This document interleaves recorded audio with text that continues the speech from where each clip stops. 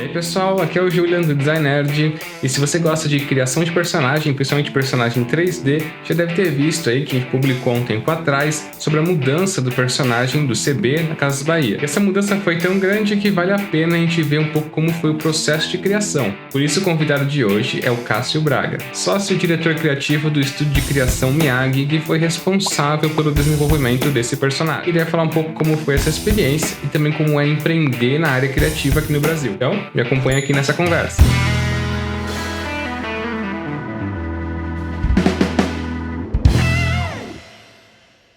Quer se apresentar? Fala um pouquinho de você. Eu comecei com jornalismo, depois eu fui trabalhar com publicidade, né, e em agência, trabalhei como diretor de arte, estudei publicidade na SPM até o último semestre, eu só não entreguei a última rodada da minha monografia, porque foi bem na época que estava começando a montar o estúdio. Eu lembro na época da faculdade eu ficava muito olhando as revistas da Archive, os anuários e tentando entender como é que as pessoas chegavam tanto nas ideias quanto nas ideias visuais, assim, né? Ideias visuais eram coisas que me despertavam muito fascínio, assim, né? E a partir daí foi um processo natural de buscar conhecimento e entender como aquelas coisas eram feitas. Aí eu descobri o processo de manipulação de imagem, tratamento de imagem, que é um universo que abriu muito a minha cabeça, assim. E eu como muita gente que entra nessa área, eu achei que o meu caminho era dentro de agência de publicidade, né? Então eu fui ser assistente de arte, fui trabalhar como diretor de arte e eu me dei conta que não era exatamente aquilo e que o trabalho que eu mais gostava de fazer, que era trabalhar na parte de produção, de retoque, composição de imagem, era contratado uma outra empresa depois para fazer o trabalho. Então, quando eu ainda era assistente, tinha uma parte do trabalho que era o fotógrafo que clicava a campanha e daí dentro da agência a gente fazia o que a gente chama de prisma, em São Paulo chamam de bromuro, né? Que é pegar as imagens fotografadas e fazer uma pré-montagem para guiar o estúdio que vai fazer o retoque. E eu gostava, e essa era a parte do trabalho que eu mais gostava. E daí eu falei, cara, eu comecei a fazer cada vez aquilo mais refinado para entregar para os estúdios e eu comecei a me dar conta que o que voltava produzido depois muitas vezes não era tão bom ou era muito próximo do que eu estava fazendo. Eu disse, cara, eu quero fazer isso, então eu vou dar uma guinada de área. E daí eu comecei a estudar a parte de tratamento de imagem, de retoque, também comecei a estudar o 3D, porque eu vi que aquilo era uma forma de criar menos limitações ainda do que eu poderia fazer. E daí acabei indo para trabalhar em estúdio de fotografia, com tratamento de imagem também. Então trabalhei durante quase 2 anos no estúdio, que a minha mesa assim, de edição era basicamente do lado do fundo infinito, então eu aprendi muito sobre fotografia. E depois eu saí de lá, passei rapidinho por um outro estúdio e daí eu conheci o meu sócio, que tem uma produtora de arquitetura aqui em Porto Alegre, que é a Neorama. Não sei se você ouviu falar que eles trabalham com o mercado de arquitetura. E eles tinham um trabalho de 3D muito legal e aquilo explodiu minha cabeça porque eu pensei, cara, como é que tem caras tão bons aqui trabalhando para o mundo inteiro aqui do meu lado e eu não sabia. Então eu quero, enfim, me aproximar dessa galera. Na sua opinião, assim, como é que é empreender uma produtora desse porte e está já atendendo grandes clientes, como é empreender aqui no Brasil? Eu acho que existem várias limitações, assim, é muito difícil empreender no Brasil pela burocracia, né, do processo, pela carga tributária, e tu manter uma empresa estável, com custo operacional alto, né, quanto mais equipe tu precisa ter, maior é o teu custo operacional, maior é o teu risco e tal, mas eu te confesso que eu acho que o mercado de produção, assim, que é o que a gente sempre se propôs a fazer, ele sempre teve muita oportunidade, sabe? O que eu sempre senti e que foi o que a gente sempre tentou construir na Miyagi, porque no final das contas, quando uma agência, né, que sempre foi os nossos principais clientes eram agências, né? Hoje em dia a gente trabalha com marcas direto também, mas eu sempre entendia que, sim, tem muito recurso, tem muita gente, pessoa física, tem muito freelancer trabalhando, mas quando essas marcas grandes, que tem marcas que têm dinheiro para investir mais, né? A gente sabe que tem uma grande maioria não tem tanto, mas tem algumas que tem muito. A gente sempre almejou esse mercado e a gente sempre tentou construir na relação com o mercado e com os nossos clientes uma relação de muita credibilidade e confiança de que o trabalho vai ter a qualidade esperada, de que vai ter os recursos esperados para o projeto.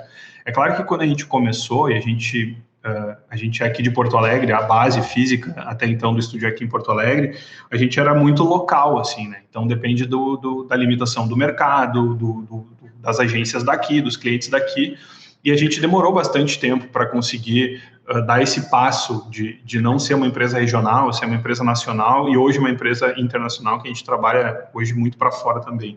Então, foi uma evolução, assim, mas o que eu sempre falava para todo mundo e que eu acreditava a melhor oportunidade que a gente tem para construir o que a gente quer, ter um foco de onde tu quer chegar, mas também pegar a oportunidade que tu tem hoje, independente se é um projeto de um cliente grande ou pequeno, faz o melhor que tu puder, porque é aquele trabalho que tu tem para mostrar o que tu quer fazer, aonde tu quer chegar. Então, a gente aplicou essa mentalidade sempre, assim. Então, a gente começou com os clientes pequenos, projetos sem visibilidade, e a gente pegava aquele projeto e transformava ele num projeto que, a partir daí, ele tinha relevância e credibilidade. Então, a gente fez isso muito, assim, pegando muitos projetos pequenos, e daí é uma escalada, sabe? Tu vai fazendo um que ganha visibilidade, tu cria respaldo, tu constrói um relacionamento, tu recebe a oportunidade do próximo. Então tem que saber que a melhor oportunidade que tu tem para construir um nome, um respaldo e até mesmo um portfólio de qualidade é a oportunidade que tu tem agora, sabe? Então não adianta ficar pensando, eu só vou botar toda a minha energia quando eu tiver o projeto da minha vida, sabe? Não é assim que funciona. Tu tem que fazer 1 milhão de projetos mais simples, que tu vai ter que ralar demais e que talvez não vai ter o reconhecimento, a visibilidade que tu gostaria, para o dia que chegar a oportunidade correta, daí sim tu vai ter todo o respaldo que tu espera do teu projeto, né? Então, mas o ponto eu também vejo que na área de computação gráfica, principalmente no Brasil, a gente tem muita gente querendo entrar no mercado, mas a base, os fundamentos da maioria dessa galera ainda é muito básico, sabe?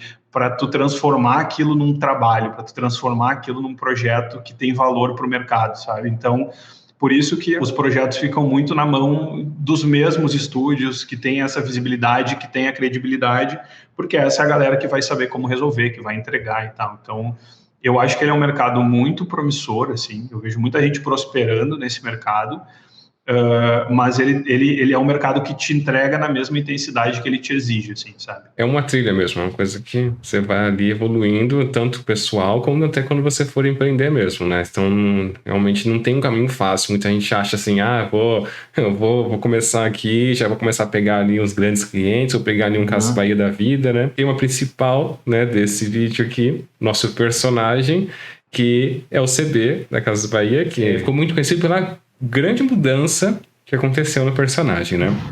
E que, claro, nessa mudança veio toda a experiência de vocês, tudo aí que vocês trouxeram desde lá de trás, nos primeiros trabalhos que vocês fizeram. E pra quem não conhece, então, o personagem, esse é o CB. Uau!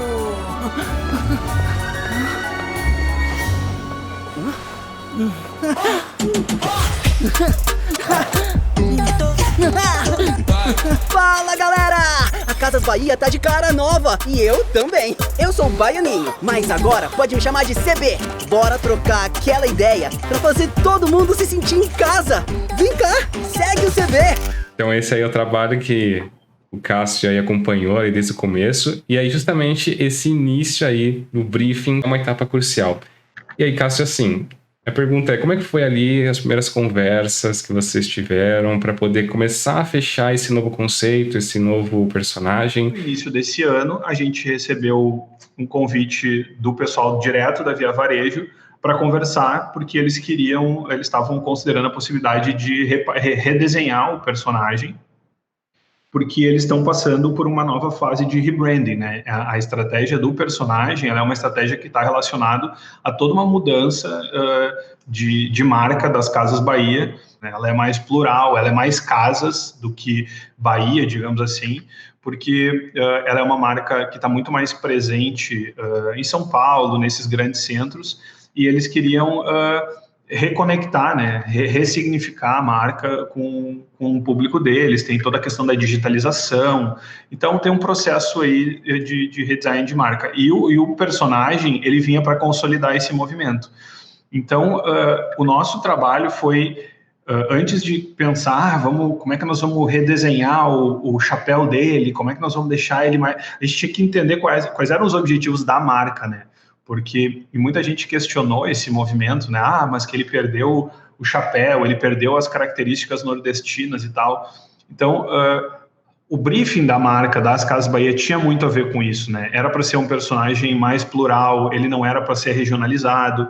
O próprio personagem antigo, ele já, se vocês repararem, nas redes sociais, nos últimos anos, um ano e meio antes, o próprio Baianinho, o antigo, ele já não usava diariamente o boné de cangaceiro, ele já tinha outras roupas, ele já interagia com as coisas da mesma forma como o CB está interagindo hoje. Então, criou essa confusão de que ele deixou as características agora no novo personagem, mas essa já era uma evolução natural do personagem, e isso fazia parte do briefing, né? Então, quando a gente recebeu esse briefing, a gente entendeu que sim, a gente precisa preservar, a gente estudou toda a história do personagem, porque ele não era só daquele jeito, né? Ele nasceu muito diferente lá atrás. Então a gente fez toda uma análise da evolução histórica do personagem para entender o que a gente deveria manter no novo, as características que a gente deveria preservar, né, que são fundamentais do personagem, mas também trazer uma releitura de linguagem, de estilo, né, que justificasse, que tornasse o personagem mais adequado ao tempo que ele está vivendo e a forma e as necessidades que a própria Via Varejo tem e expectativas que tem do personagem, né? Então, de forma alguma ele foi negligenciado esse estudo histórico, né, que tanto se fala do personagem, mas, de novo, ele já não era um personagem caricato, estigmatizado, regionalizado, e bem pelo contrário, né? Então, o nosso trabalho foi dar continuidade. E daí, obviamente, em cima desse briefing, a gente inclusive fez 2 estudos de linguagens diferentes, né? Que isso também, a gente fez um estudo que é para um lado bem mais cartoon, e esse um pouco mais hiperrealista, digamos assim.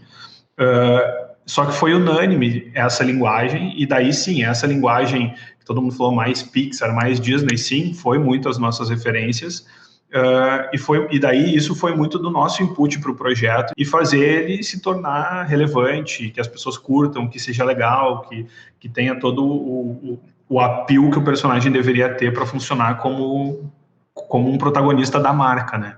Então a gente tentou manter as características que tornam ele único, assim, só que interpretados de uma forma diferente. E claro, a gente mudou toda a proporção anatômica dele, porque o personagem anterior ele tinha vários problemas, porque a partir do momento que o cliente tinha a expectativa de fazer o personagem interagir com outras pessoas, com ambientes de verdade, com produtos e coisas com escala real, o outro personagem tinha muita limitação, né? Ele não conseguia agarrar as coisas direito, ele tinha as pernas muito curtas. A cabeça tampava tudo. A cabeça era muito grande, então ele tinha muita dificuldade. A gente chegou a animar, né, para o filme de lançamento, o personagem anterior, só que ele tinha muita limitação por ser um personagem que foi concebido com algumas características anatômicas que limitavam para aquilo que o novo personagem deveria fazer. Só dentro da Miyagi, assim, quantas pessoas participaram, assim, desse projeto? Desde ali dessa concepção da ideia até o finalzinho ali da renderização, rigging. Cara, por incrível que pareça, esse projeto ele tem muito esse projeto, a parte de concepção e desenvolvimento do personagem em si, por incrível que pareça, foi feito basicamente a execução dele foi feita por um artista, que é o Ismael, que é o nosso supervisor e lead de 3D, que é um cara incrível, assim, tipo, tem um talento absurdo para a parte de personagem, de appealing, look and feel, e foi basicamente um trabalho entre eu e ele de troca, assim, entre pesquisa, teste, ajusta, faz um render, puxa para cá, muda isso, bota aquilo. Foi um processo que a gente demorou em torno de uns 2 meses, assim, mas a gente decidiu conduzir o processo mais centralizado nele, e a gente até não fez a parte de concept em 2D, por exemplo, porque a gente não queria correr o risco de criar uma coisa que depois parecesse uma coisa no 2D e no 3D tem uma transposição aí que nem sempre é tão simples. Como o Ismael é um cara que tem muita habilidade de concepção também, a gente decidiu que a gente já iria direto para o ZBrush fazer testes, estudos, e a gente já apresentou para o cliente um render de ZBrush, mas já em 3D, assim, sabe? Então, até a concepção do personagem foi basicamente eu trocando com o Isma e ele fazendo toda essa execução, que foi muito mais competência até do trabalho dele como artista, e o meu trabalho foi muito mais guiar, assim. Depois, obviamente, quando a gente entrou na parte de animação e da história e tal, daí a gente recebeu, daí a Young entrou no processo, a gente fez uma cocriação desses roteiros, porque acabou sendo 2 filmes de lançamento, né? E daí, a partir daí, sim, daí entra a parte de rigging, animadores, acho que teve uns 5 ou 6 animadores trabalhando no projeto, tem toda a co-direção das animações que eu fiz junto com o Carlos, que é meu parceiro aqui de direção dos projetos, teve outros artistas que ajudaram na parte de look dev dos cenários e tudo mais. Daí a equipe cresce um pouco e deve ter tido umas... Se a gente for contar todo mundo envolvido, umas 30 pessoas, tu contar desde lá da agência até todo mundo. Mas não foi uma equipe tão grande assim, porque, de novo, a gente acabou querendo manter o projeto mais embaixo da asa, principalmente do Ismael, assim, que a gente sabia que tinha condições de elevar o nível do projeto, e depois, sim, a gente foi plugando as pessoas para as entregas, né? E daí agora a gente tem uma equipe, tem outros artistas que estão trabalhando na criação desses conteúdos que a gente tem feito agora com recorrência, e daí a gente vai somando as pessoas pelo projeto, assim, mas o personagem em si mesmo foi isso, assim, foi basicamente uma troca ali entre eu e o Isma e muito mais a mão dele executando. Legal. E assim, você falou do ZBrush, né, para fazer a modelagem e apresentar já. E aí para finalizar depois o render e outros processos para poder passar para frente ali, né, com animação e tal. Quais softwares foram utilizados aí, né, que você participou também? Ele foi modelado no ZBrush, nosso pipeline de render e look dev para 99% dos nossos projetos é Corona, né? Não é um nome tão interessante para se ter hoje em dia, mas sim é o Corona, que é o pipeline que a gente já tem influência, toda a nossa estrutura está setada nele, mas a animação em si, a maioria dos animadores prefere fazer em Maya, né? Então, toda a parte de rigging e animação é feito no Maya e depois importa de novo para o Max para fazer finalização, render e look dev, assim. E claro, sempre tem algumas ferramentas que nem simulação das roupas é feito no Marvelous, simulação do cabelo é feito no Ornatrix, a parte de pós daí é feito em After, texturização eventualmente acaba usando alguma coisa tipo um Substance Design, alguma coisa assim, mas o grosso mesmo é isso, foram essas ferramentas. Que é coisa pra caramba. É bastante. E o personagem, assim, você já comentou várias vezes, né, em vários pontos aí, como ele é especial, né? Então, como ele se diferencia, né, de outros projetos, né, e como ele cresceu. Mas tem alguma coisa nele, assim, a mais, além de tudo que você já comentou? Tem alguma coisa ali que você fala, ele é diferente de outros personagens, não só que você criou, mas outros personagens que estão no mercado hoje aí, para essa parte mais corporativa, né? A execução técnica em si, é óbvio que tem coisas que a gente gosta muito, tipo, eu acho o cabelo dele incrível, eu acho que o olhar dele, enfim, todo o look and feel dele, tecnicamente, está muito legal.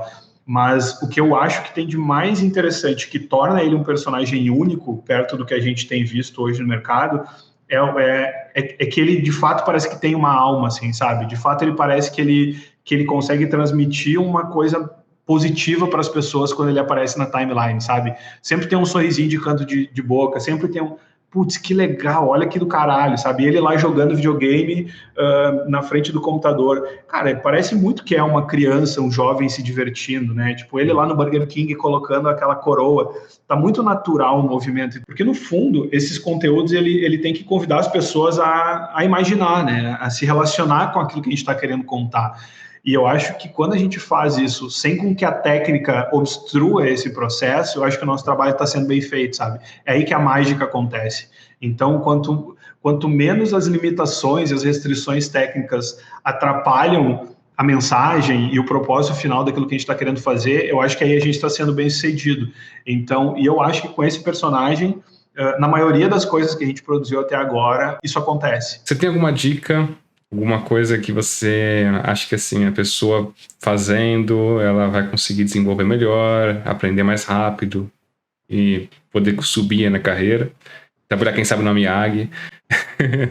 Você tem alguma dica que você quer passar pro pessoal? O que eu acho, assim, tem alguns pontos. Por exemplo, poder ter um pouco de foco naquilo que tu quer fazer, se quer fazer personagem, desenvolver um portfólio que mostre as suas competências e as suas habilidades, mesmo que elas sejam restritas. Por exemplo, se tu quer trabalhar num estúdio, tem que pensar quais são... Porque eu acho que trabalhar dentro de um estúdio com outros artistas, com pessoas mais sêniores, o teu nível de evolução vai ser muito maior. Porque qualquer curso que tu fizer, ele vai ser muito bom para te dar uma base, mas eu acho que tem coisas que só se aprende na prática, né? Que é converter o teu conhecimento em alguma coisa de valor para o mercado, para um cliente, enfim. E no fundo todo mundo também quer viver disso, né? Então, tu conseguir entrar dentro de um estúdio, eu acho que é um grande passo, assim. A partir daí, como é que eu faço para mostrar para um cara que está lá recrutando, por exemplo, a gente está recrutando pessoas agora, mostrar que tu tem a competência necessária para resolver algum problema do estúdio. Se tu é um cara mais sênior, é óbvio, tu vai ter que ter projetos no teu portfólio que mostrem quais são as tuas competências técnicas, se é modelagem, se é texturização, se é likeness, se é look dev, enfim. Agora, o que eu vejo muito portfólio de pessoas muito novas, elas tentam fazer um monte de tudo que é coisa e todas elas pela metade, não concluem nada. E muito dificilmente dentro de um estúdio, tu vai fazer um projeto que tu vai começar a modelagem e outra pessoa vai concluir. Não é tão produtivo isso. Então, se tu é mais proficiente em modelagem, modela 10, 12 objetos ou 10, 12 personagens e estabelece um padrão de qualidade nesses modelos para que as pessoas que vão avaliar consigam entender a tua capacidade de modelagem e também ver que tu tem uma consistência, né? Porque consistência é muito importante. Às vezes a gente vê portfólio que tem 3 projetos ruins, um médio e um mais ou menos. Então, na média, vai puxar para baixo, sabe? Então, se tiver 5, 6 modelos de personagens que não precisa ter simulação, não precisa ter coisas complexas, mas eles têm acabamento, eles estão dentro da proposta simples deles, eles estão bem feitos, com uma luz básica, com um key light, um contra e uma luz de preenchimento, que são os fundamentos para qualquer pessoa que quer trabalhar com imagem, com computação gráfica. Isso já é o suficiente para tu conseguir uma vaga em vários estúdios que tem hoje no Brasil. Eu tenho convicção que tem vários estúdios procurando gente que tenha esses fundamentos estabelecidos. Então, em vez de já querer fazer um modelo todo realista, com pele, com poros e com um brush mais específico, cara, faz personagens mais simples, mas que eles tenham acabamento para estar dentro de um projeto valendo, sabe? Para ele estar dentro de um projeto comercial. Então, simplificar um pouco, mas tentar criar uma consistência no portfólio vai ajudar a abrir uma frente que vai te dar uma oportunidade de ir para dentro de um estúdio e daí, a partir dali, é dedicação, sabe? Se tu estiver no lugar certo, com as pessoas que estão apostando em ti e tu colocar a energia correta no projeto, muito dificilmente não vai prosperar, porque é um mercado que tem muita carência de mão de obra, sabe? Bom, foi muito legal, então, conversar com você, foi um prazer mesmo. Com certeza, assim, eu aprendi muito, o pessoal que também que tá vendo também, com certeza aprendeu bastante e vai se inspirar aí nessa história e também toda a experiência que você tem. Obrigado pelo convite, espero que, mesmo que de uma forma rápida e superficial, tenha dado para entender um pouco como é que foi o processo de construção do personagem e também como funciona, né, a lógica de uma produtora como a Miyagi.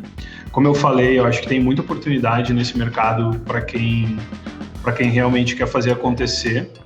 E todo mundo que, de alguma forma ou de outra, viu o vídeo e tem interesse em trabalhar com a gente, fica ligado ali nos nossos canais, no Instagram, no Facebook e no nosso próprio site. Tem uma área de cadastro lá, tanto de freelance, quando as vagas estão abertas. Então, não deixem de entrar em contato. Enfim, quem sabe alguém aí que nos viu aqui pelo vídeo possa amanhã depois estar nos ajudando aí nos projetos, não só do CB, mas todos os outros projetos que a gente tem feito por aí. Até a próxima, então. Até mais. É isso aí, espero que vocês tenham gostado e se inspirado com a conversa que a gente teve com o Cássio. Lembrando que você pode conferir também esse conteúdo lá no blog, então continuar acompanhando por lá ou aqui no canal, além das nossas redes sociais. Por isso, se inscreve aqui, comenta o que achou e não esquece de ativar o sininho das notificações. E até a próxima!